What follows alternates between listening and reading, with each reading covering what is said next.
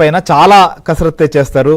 ఆ పార్టీకి సంబంధించినటువంటి ఆ వ్యక్తి బరిలో నిలిపేటప్పుడు వారికి ఉన్నటువంటి గుణగణాలు కావచ్చు, లేదా ప్రజల్లో ఉన్నటువంటి పట్టు, లేదా ఇతని యొక్క గెలుపుకున్నటువంటి అవకాశాలు, ఇతర సామాజిక పరమైనటువంటి సమీకరణలు, ఆ నియోజకవర్గాలను బట్టి, లేదా ఆర్థిక పరమైనటువంటి అంశాలు కొంత వీటన్నిటినీ కూడా ప్రధానంగా చూస్తారు. కానీ ప్రస్తుతం వైసీపీలో ఇప్పటి వరకు 3 జాబితాలు రిలీజ్ చేశారు.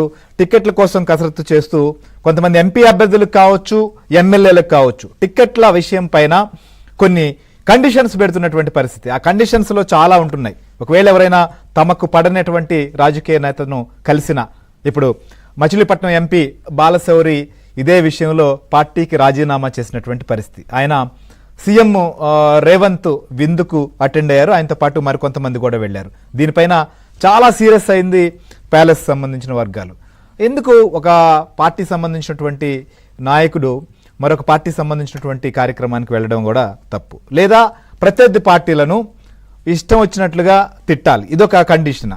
కందుకూరు శాసనసభ్యులు, ఆయన చాలా సీనియర్ శాసనసభ్యులు, మంత్రిగా కూడా పనిచేసినటువంటి వ్యక్తి మహేదర్ రెడ్డి ఇవాళ మీడియాతో మాట్లాడుతూ కూడా ఆయన ఒక విషయం చెప్పారు. కొంతమంది నాయకులు తమను కలిశారు, చంద్రబాబు నాయుడు కావచ్చు, లోకేష్ కావచ్చు, అలానే జనసేన పార్టీ అధినేత పవన్ కళ్యాణ్, వీరెవరినైనా విమర్శించాలి అనేటువంటి అంశాన్ని కూడా చెప్పారు అని. ఇదే అంశంలో అటు ఎంపీ మాగుంట శ్రీనివాస్ రెడ్డి కూడా ఈ విషయానికి ఆయన ఒప్పుకోనటువంటి పరిస్థితి.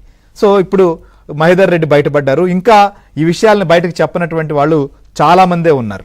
సో ఈ రకంగా ఒక టికెట్, ఒక వ్యక్తిని అభ్యర్థిగా ఎంపిక చేసేటప్పుడు ఈ అంశాలని ప్రాతిపదికగా తీసుకునేటువంటి పరిస్థితి మనం బహుశా ఎక్కడ చూసున్నాం. సో కొత్తగా ఇప్పుడు రాజకీయాల్లో ఈ రకమైనటువంటి పరిస్థితి కనిపిస్తుంది. రాజకీయాల్లో ఉన్నప్పుడు ప్రత్యర్థి పార్టీల నాయకుల్ని లేదా విమర్శించడం, లేదా సిద్ధాంతపరమైనటువంటి విమర్శలు, ఇవన్నీ సహజం.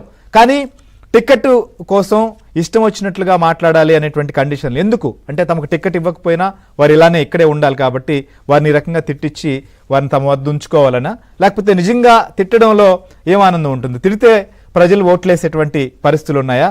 అసలు ఈ తిట్టలేం బాబోయ్ అనేటువంటి పరిస్థితి ఎందుకు వచ్చిందో కూడా మనం డిస్కస్ చేద్దాం. మనతో పాటు భారతీయ జనతా పార్టీ చీఫ్